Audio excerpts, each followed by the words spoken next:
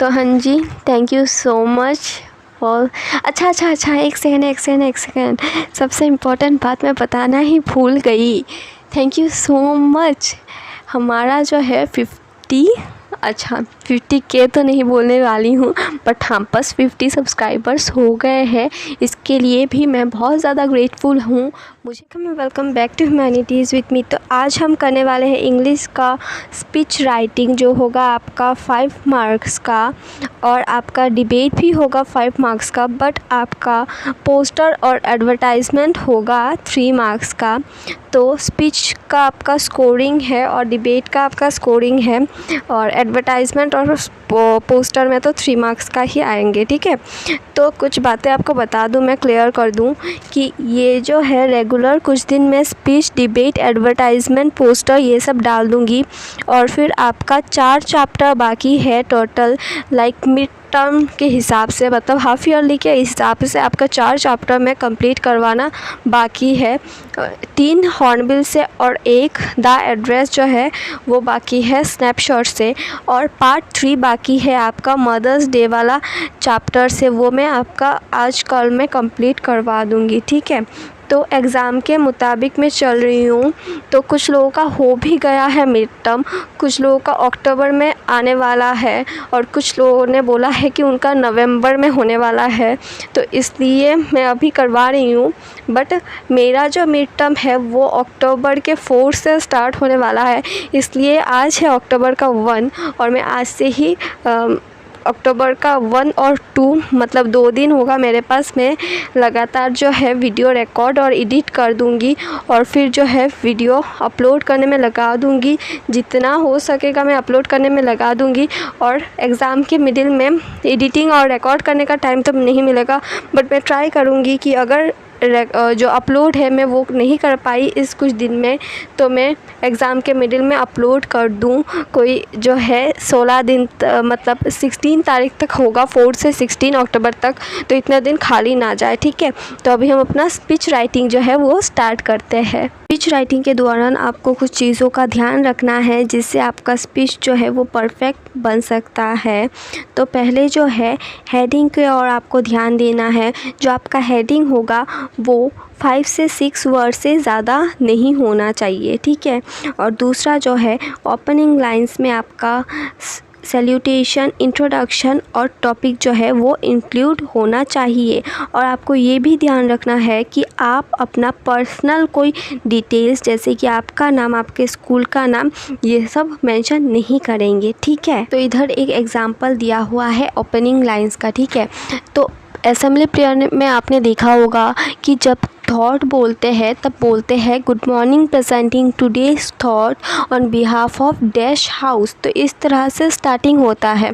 तो ये भी इम्पॉर्टेंट है कि स्पीच में भी एक स्टार्टिंग हो।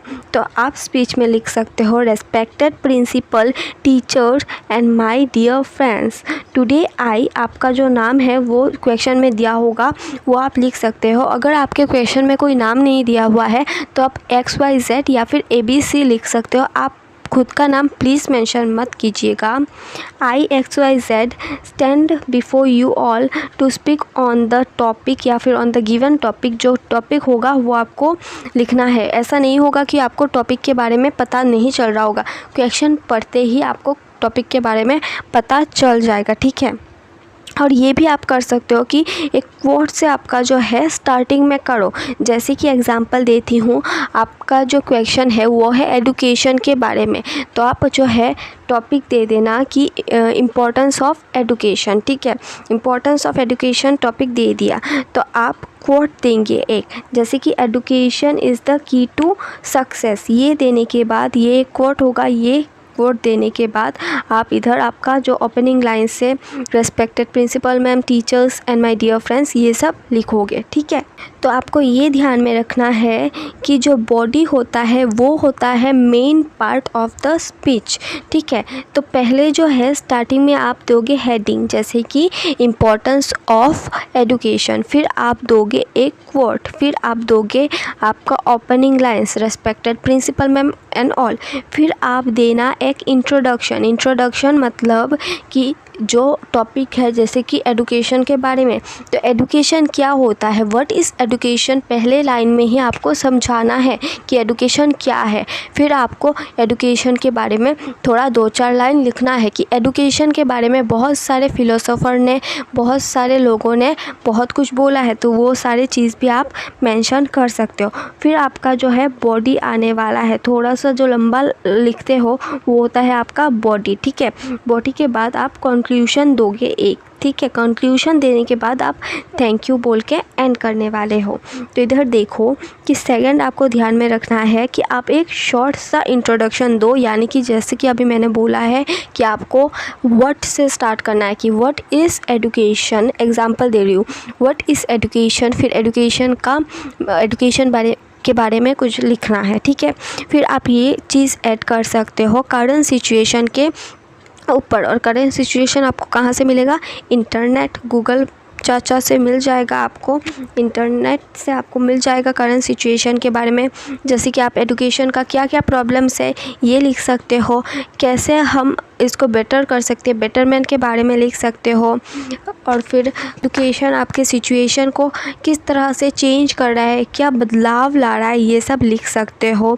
या फिर आप कुछ स्टेप ले सकते हो क्या एडुकेशन को और अच्छा करने के लिए, ये सब आप लिख सकते हो आपके बॉडी में, ठीक है। और फिर आप लिख सकते हो क्या क्या एडवांटेजेस है, क्या क्या डिसएडवांटेजेस है, डिपेंडिंग टू द क्वेश्चन और द टॉपिक। फिर आपको ध्यान में रखना है कि आप एक सीक्वेंस फॉलो करो।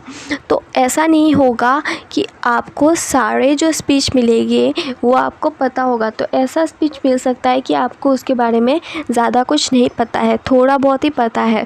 तो आपको जो भी पता है वो आपको एक कीवर्ड में लिख लेना है। और कीवर्ड कहाँ लिखोगे, आप क्वेश्चन पेपर के पीछे भी लिख सकते हो या फिर आंसर शीट के पीछे भी लिख सकते हो पेंसिल से। मैं आपको प्रेफर करूँगी कि आंसर शीट के पीछे लिखो, क्योंकि बहुत सारे टीचर्स मना करते हैं कि क्वेश्चन पेपर के पीछे या फिर क्वेश्चन पेपर में कुछ ना लिखे। आप जब 10 दिए हो तब आपके एग्जामिनर ने आपको बोला होगा कि क्वेश्चन पेपर के पीछे या फिर आगे कहीं भी भूल कर भी कुछ मत लिखना, ना ही पेन से ना ही पेंसिल से। जो भी आपको रफ करना है या फिर कुछ भी करना है तो आप आंसर बुकलेट के पीछे करो। तो आप भी ये ध्यान में रखना कि आंसर बुकलेट के पीछे आप जो है कीवर्ड्स लिख देना, ठीक है। अगर आपको थोड़ा बहुत पता है, थोड़ा बहुत आ रहा है पॉइंट्स दिमाग में, वो भी लिख दो। अगर आपको ज़्यादा आ रहा है तो वो भी थोड़ा थोड़ा शॉर्ट फॉर्म में लिख के रख दो। और फिर आपको क्या करना है कि आपको जो स्ट्रॉन्ग पॉइंट्स है वो आगे लिखना है, ठीक है। और फिर जो है आपका मिडिल में लिखना है जो पॉइंट्स आपको थोड़ा सा लेम लग रहे हैं, थोड़ा सा गलत हो सकता है, ठीक है। और स्ट्रॉन्ग पॉइंट्स आगे लिख दिया, और फिर से स्ट्रॉन्ग पॉइंट्स जो है वो पीछे भी लास्ट में भी लिखना है, क्योंकि जो टीचर्स है वो आगे और पीछे मतलब स्टार्टिंग में और एंड में ज़्यादा ध्यान देते हैं, मिडिल में वो थोड़ा कम ध्यान से पढ़ते हैं, ठीक है।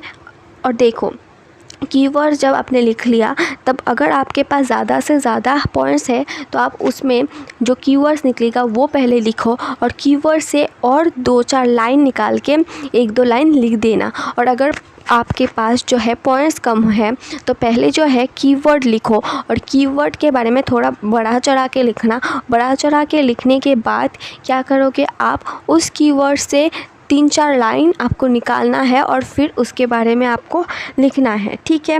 और मोस्ट इम्पॉर्टेंट जो है वही है कि आप स्ट्रॉन्ग पॉइंट्स को पहले लिखो स्टार्टिंग में, फिर मिडिल में थोड़ा लेम पॉइंट्स जो है वो लिख दो, और फिर एंडिंग में फिर से जो है स्ट्रॉन्ग पॉइंट्स आपको लिख देना है, ठीक है। फिर आपको ध्यान में रखना है कि आप अपना पर्सनल ओपिनियन भी दे सकते हो 1-2 लाइन में, बट मैं आपको बोलती हूँ कि पर्सनल ओपिनियन जो है वो देना थोड़ा अवॉइड करो, क्योंकि पता नहीं टीचर का मूड कैसा हो, टीचर कैसा हो, मार्क्स भी कट सकते हैं आपका।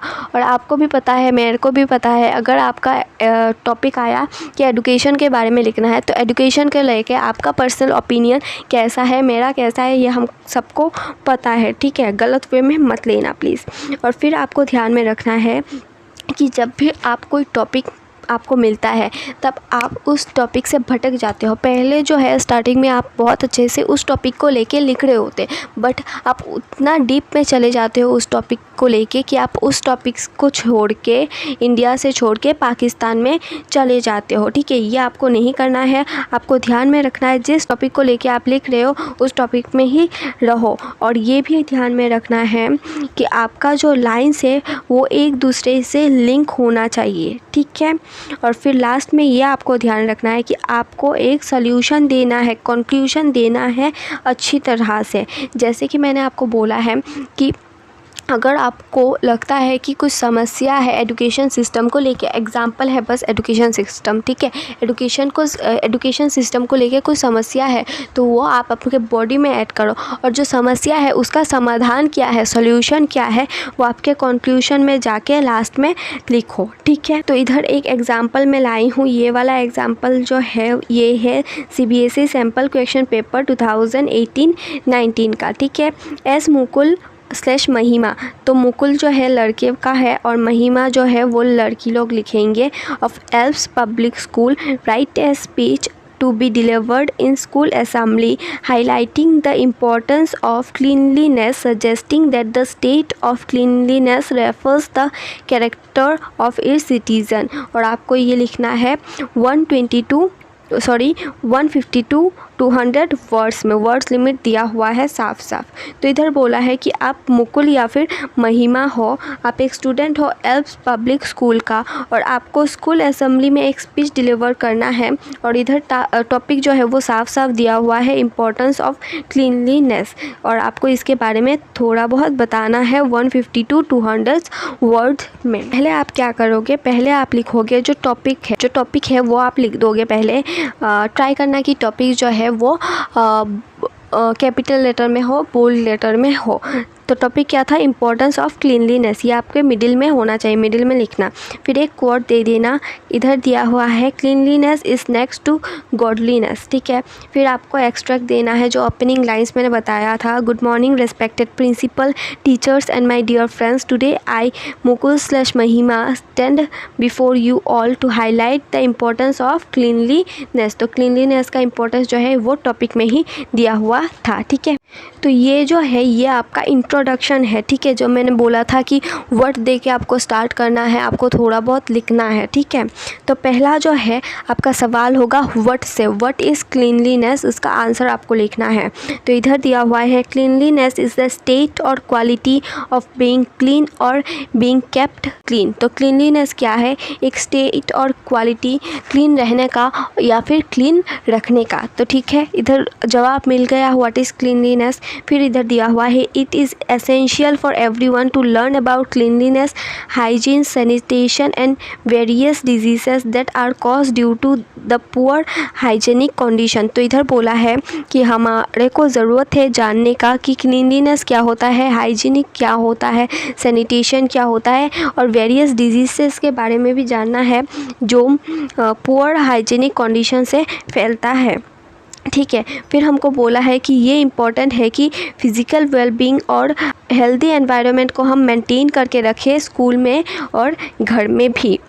और इधर बोला है कि अगर एक अनक्लीन एनवायरनमेंट हो तो ये आपके मॉस्किटोज़ को इनविटेशन देता है मुफ्त में, और अगर हम मच्छर को फ्री का इनविटेशन देंगे तो मच्छर जो है हमको काट के बीमार करेगा, हमको डेंगू, मलेरिया कुछ भी हो सकता है, उससे हमारा जो है वो हम जानते हैं कि हमारा मौत भी हो सकता है। तो इधर बोला है on the other hand not maintaining personal hygiene leads to a lot of skin problems and decrease immunity.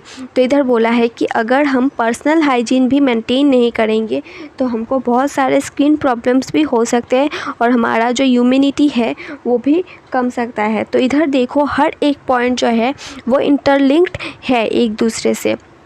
तो इधर बोला है कि अगर हम एनवायरनमेंट को क्लीन नहीं रखेंगे तो हमको क्या होगा, मच्छर काटेंगे, फिर हमको मलेरिया डेंगू होगा, फिर हमारा जो है तबीयत ख़राब होगा। फिर से इधर बोला है कि अगर हम पर्सनल हाइजीन फॉलो नहीं करेंगे तो स्किन में जो है प्रॉब्लम होगा, ह्यूमिडिटी कम होगा। ये सब कहाँ से होगा, इंटरलिंक्ड है। ये सब होगा अगर हम क्लीनलीनेस नहीं रखेंगे। स्किन प्रॉब्लम कहाँ से होगा, पानी से होगा ऑब्वियसली। पानी कैसे गंदा होगा, अगर हम क्लीनलीनेस नहीं रखेंगे, ठीक है। तो इधर देखो, इधर जो है अभी मेन बॉडी से स्टार्ट होगा। तो इधर बोला है कि यंग एज में जो हम सीखते हैं वो जाके हम अपने लाइफ में आगे भी मेंटेन करते हैं। अगर हम पहले से ही यंग एज में सीखते आ रहे हैं कि हमको खाने से पहले, खाने के बाद में हाथ धोना है, रेगुलर बाथ लेना है, ब्रश करना है, तो हम कभी बॉदर नहीं करेंगे कि पब्लिक प्लेस को हम क्लीन रखने में, ठीक है। और इधर एक बहुत ही ज़्यादा इम्पॉर्टेंट पॉइंट दिया हुआ है जो आप लिख सकते हो एग्ज़ाम में ऐसे, तो आपको ज़्यादा से ज़्यादा मार्क्स मिल सकता है। देखो इधर बोला है 2 अक्टूबर 2014 को हमारे प्राइम मिनिस्टर नरेंद्र मोदी ने नेशनल वाइड क्लीनलीनेस चलाया था, स्वच्छ भारत अभियान नाम का। तो इससे क्या हुआ था, सैनिटेशन फैसिलिटी मिला था, हमारे को टॉयलेट बना के दिया था विलेज एरियाज़ में। फिर क्या हुआ था, सॉलिड और लिक्विड वेस्ट को जो है ख़त्म किया गया था, और फिर ड्रिंकिंग सप्लाईज जो है वो और ज़्यादा अच्छा हो गया था। फिर इधर बोला है जो टीचर्स है, स्टूडेंट्स हैं, उन्होंने भी इस स्वच्छ भारत अभियान में पार्टिसिपेट किया था बहुत अच्छे से, ठीक है। ये सब आप लिख सकते हो। फिर इधर देखो, इधर एक एंडिंग दिया हुआ है, कंक्लूजन किया गया है कि अगर जो है हेल्थ अच्छा रहा तो क्लीनलीनेस अगर हुआ तो हेल्थ अच्छा रहेगा, ठीक है। इधर सब कुछ इंटरलिंक्ड है, ठीक है। तो अगर क्लीनलीनेस हुआ तो हेल्थ जो है वो अच्छा रहेगा, अगर हेल्थ जो है अच्छा रहा तो माइंड भी अच्छा रहेगा, अगर माइंड अच्छा रहा तो हमारा जो लिविंग का स्टैंडर्ड है वो हाई हो जाएगा, अगर लिविंग का स्टैंडर्ड जो है वो हाई हो गया तो हमारा जो है इकोनॉमिक जो है, इकोनॉमिकली हम डेवलप्ड होएंगे। अगर हम इकोनॉमिकली डेवलप्ड होएंगे तो क्या होगा, हमारा जो इंडिया का इमेज है इंटरनेशनली वो जो है बूस्ट होएगा। क्या बोला है, दस a clean environment is a green environment with less people falling ill. Cleanliness health is defined to be the emblem of purity of mind. तो इधर लास्ट में भी एक वर्ड से एंड किया है, तो आप भी 2-4 कोड जो है वो ध्यान में रख के जा सकते हो, और फिर आपको लास्ट में थैंक यू बोल के एंड करना है। तो इसी स्पीच की तरह मैं भी थैंक यू बोल के विदाई लेना चाहती हूँ। मैं न्यूज़ रिपोर्टर की तरह बोल रही हूँ। तो हाँ जी, thank you so much for. अच्छा, एक सेकेंड, सबसे इम्पोर्टेंट बात मैं बताना ही भूल गई। Thank you so much. हमारा जो है 50K तो नहीं बोलने वाली हूँ, बट हाँ बस 50 सब्सक्राइबर्स हो गए हैं। इसके लिए भी मैं बहुत ज़्यादा ग्रेटफुल हूँ। मुझे पता है कि मुझे कितना मेहनत लगा है इतने तक भी पहुँचने के लिए। लोग बोलते हैं 100 के होने के बाद मुझे इतना तक पहुँचने के लिए बहुत मेहनत लगा है, बट हाँ मैं बोल रही हूँ कि 50 सब्सक्राइबर्स, बस 50 तक पहुँचने के लिए मुझे बहुत ज़्यादा मेहनत लगा है। तो थैंक यू सो मच सभी को, एंड हाँ जी, love you all and thank you so much. मैं बता नहीं सकती मैं कितना खुश थी आज ही हुए हैं, हाँ। एंड हाँ जी, थैंक यू सो मच फिर से, एंड हाँ thank you so much for being with me. मैं पागल हो गई हूँ क्या? अच्छा ठीक है, ज़्यादा इमोशनल नहीं होते। हाँ जी, जल्दी प्लीज़ 100 भी करवा दो यार, ठीक है। तो thanks for watching today's video. अगर आपको वीडियो अच्छा लगा है तो don't forget to like, share, subscribe and comment down below कि कैसा लगा है। और सब्सक्राइब के साथ साथ बेल आइकन भी हिट कर दीजिएगा ताकि आप मेरे नए से नए वीडियो के साथ अपडेटेड रहे। मिलते हैं बहुत जल्द नए वीडियो के साथ, तब तक के लिए bye bye, take care, stay safe, stay good bye. और जल्दी से 100 भी करवा दो यार।